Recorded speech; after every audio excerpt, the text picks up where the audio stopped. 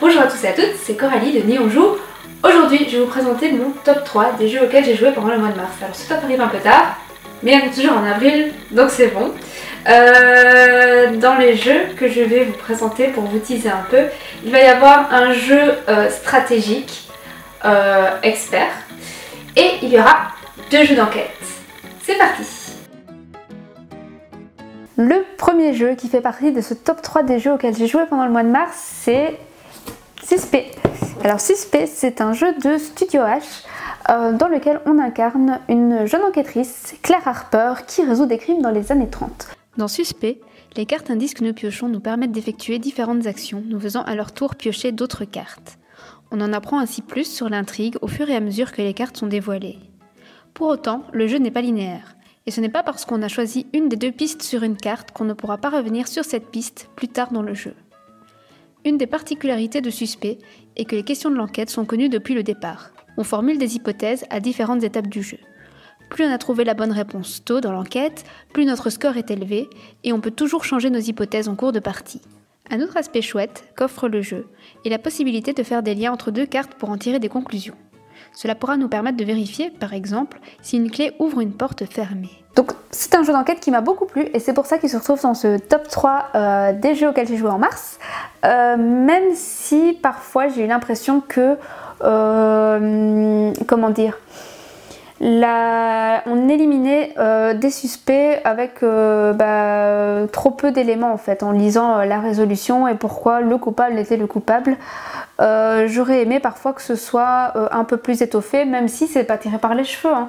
L'enquête se tient, mais parfois je trouvais qu'il manquait un petit truc.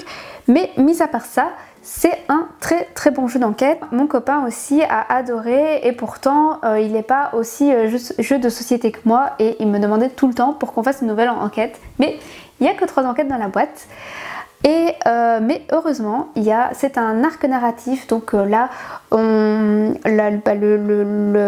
les enquêtes se passent un certain temps. Je pense qu'il va y avoir des enquêtes avant et des enquêtes qui vont se dérouler après cette boîte dans l'arc narratif.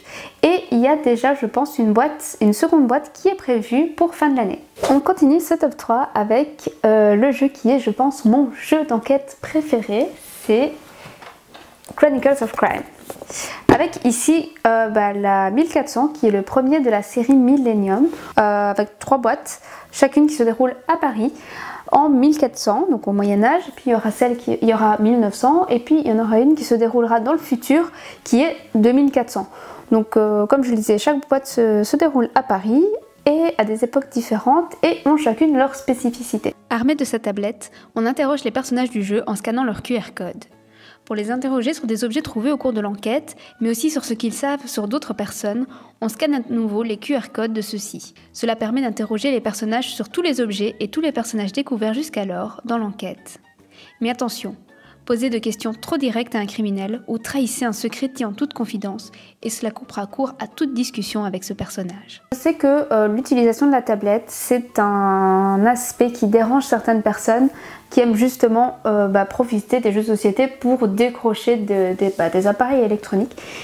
Mais moi j'adore parce que ça permet des possibilités qui n'existent pas forcément en jouant sans la tablette, hein. C'est comme les unlock par exemple, même si bon ça n'a rien à voir, hein, mais je veux dire au niveau des possibilités ça permet de faire plus de choses. Par exemple on va mener l'enquête et puis tout d'un coup hop il y a un événement qui va surgir sur l'enquête en disant ah il y a un retournement de situation, on a retrouvé un 2e corps ou ce genre de choses. Et en plus il y a 2 particularités qui sont assez sympas dans celui-ci.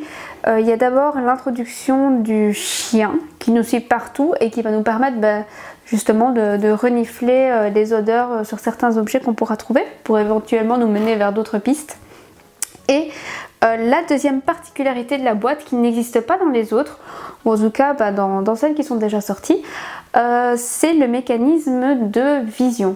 Donc en fait, avant même de commencer l'enquête, on va recevoir des visions et on va déjà pouvoir se mettre dans l'immersion et déjà imaginer à quoi va ressembler l'enquête avant de commencer juste sur base de cette vision. Et donc ça donne aussi un cadre à l'enquête et c'est vraiment pas mal du tout.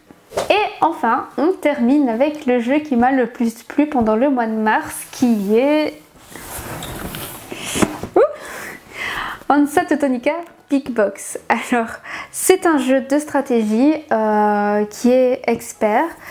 Quand on le voit comme ça, on pourrait penser que ça va être infâme, les règles vont être super longues et ça va être un jeu très lourd, alors que pas du tout.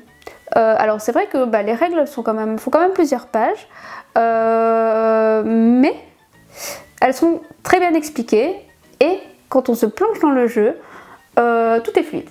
Donc pas besoin de retourner dans les règles pour revoir certains points de règles qu'on n'aurait pas compris. Dans Hansa Teutonica, nous incarnons des marchands avec la volonté de construire notre réseau commercial. Au début du jeu, les actions que l'on peut faire et leur nombre sont assez limitées car des zones de notre plateau personnel sont inaccessibles. Mais au fur et à mesure du jeu, on va débloquer les possibilités d'action de notre plateau personnel. Pour devenir le marchand le plus influent de la ligne hanséatique, vous ferez tout pour empêcher vos adversaires d'établir des routes commerciales en vous mettant sur leur passage. Ils finiront bien par vous chasser, et tant mieux car cela vous donnera un avantage puisque se faire chasser vous permet de vous redéployer sur le plateau avec 1 ou 2 effectifs en plus sur une route adjacente.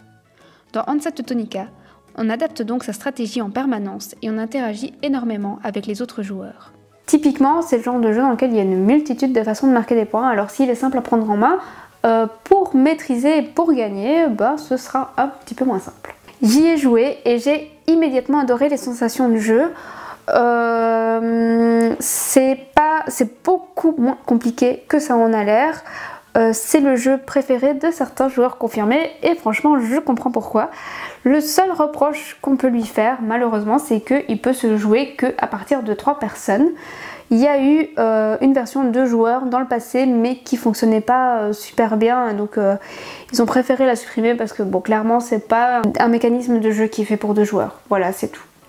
Mais à part ça, si vous arrivez à réunir 3 personnes autour de la table et que vous aimez les jeux de stratégie, franchement, testez-le. C'était donc mon top 3 du mois de mars. N'hésitez pas à me dire en commentaire quels étaient les jeux qui vous ont le plus marqué pendant le mois de mars, ou le jeu qui vous a le plus marqué, si vous vous en souvenez, parce qu'on a déjà fait un prix. J'espère que la vidéo vous a plu, et comme d'habitude, si elle vous a plu, n'hésitez pas à liker, à me laisser un petit commentaire, à vous abonner aussi. Et moi je vous dis à très vite j'espère pour une nouvelle vidéo. Salut!